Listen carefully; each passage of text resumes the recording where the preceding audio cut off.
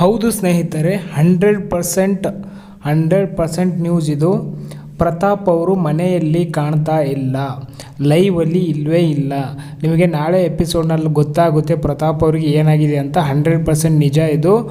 But ನಿಮಗೆ ಇವಾಗ doubt ಬರ್ಬೋದು, ನಾಳೆ ಎಪಿಸೋಡ್ನಲ್ಲಿ ನೋಡಿ ನಾನು ಹೇಳಿ ಸುಳ್ಳು ಅನಿಸಿದ್ರೆ ಬಂದು ಇಲ್ಲಿ ಕಮೆಂಟ್ ಮಾಡಿ, ಏನಾಗಿದೆ ಏನು ಕತೆ ಎಲ್ಲ ಪ್ರತಿಯೊಂದನ್ನು ಇವಾಗ ನಾನು ಮಾಹಿತಿ ಕೊಡ್ತೀನಿ. ಮನೆಯಲ್ಲಂತೂ ಇಲ್ಲವೇ ಇಲ್ಲ ಡ್ರೋನ್ ಪ್ರತಾಪ್ ಅವರು.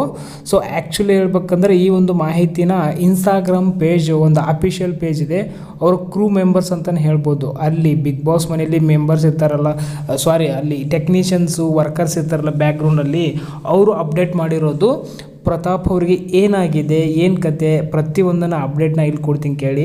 ಪ್ರತಾಪ್ ಅವರು ನೀವು ನೋಡಿರ್ತೀರ ಲಾಸ್ಟ್ 3 ಎಪಿಸೋಡ್ನಲ್ಲೂ ಅವ್ರು ಅಷ್ಟೊಂದು ಆ್ಯಕ್ಟಿವ್ ಆಗಿರಲಿಲ್ಲ, ಒಂಥರ ತುಂಬ ಬೇಜಾರಲ್ಲೇ ಕಾಣ್ತಾ ಇದ್ರು ಅಂತಲೇ ಹೇಳ್ಬೋದು. ಆಮೇಲೆ ಸಿಕ್ಕಾಪಟ್ಟೆ ಒಂಥರ ಬೇಜಾರು, ಒಂಥರ ಒಬ್ಬೊಬ್ಬರೇ ಕುತ್ಕೊಳ್ಳೋದು, ಒಮ್ಮೊಮ್ಮೆ ಕೋಪ ಮಾಡ್ಕೊಳ್ಳೋದು, ಆ ಥರ ಆಗ್ತಾಯಿತ್ತು. ಬಟ್ ಅವರಿಗೆ ಆ್ಯಕ್ಚುಲಾಗಿ ಹೆಲ್ತ್ ಇಶ್ಯೂ ಸಿಕ್ಕಾಪಟ್ಟೆ ಇತ್ತು ಅಂತಲೇ ಹೇಳ್ಬೋದು. ಅವರು ಕಣ್ಣೆಲ್ಲ ನೋಡಬೇಕಿತ್ತು ಒಂಥರ ಆಗಿತ್ತು. ಹೈ ಫೀವರಿಂದ ಅವರು ರೆಸ್ಟಲ್ಲಿ ಇದ್ದಾರೆ ಅಂತಲೇ ಹೇಳ್ಬೋದು. ಪ್ರತಾಪ್ ಅವರು ಮನೆಯಲ್ಲಿ ಇಲ್ಲ ಇವಾಗ.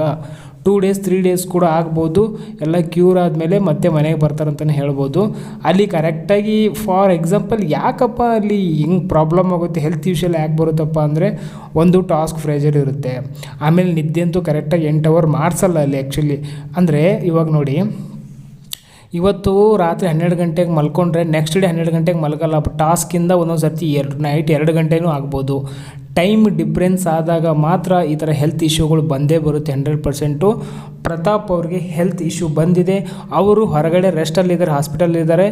ಮತ್ತು ಒಂದು 2 ಡೇಸಲ್ಲಿ ವಾಪಸ್ ಬರ್ಬೋದು, ಇಲ್ಲ ರಿಕವರಿ ಆದಮೇಲೆ ಮತ್ತೆ ಕಡಿಮೆ ಆದಮೇಲೆ ಬರ್ಬೋದು. ಬಟ್ ಇವಾಗಂತೂ ಲೈವಲ್ಲೂ ಇಲ್ಲ ಅವರು.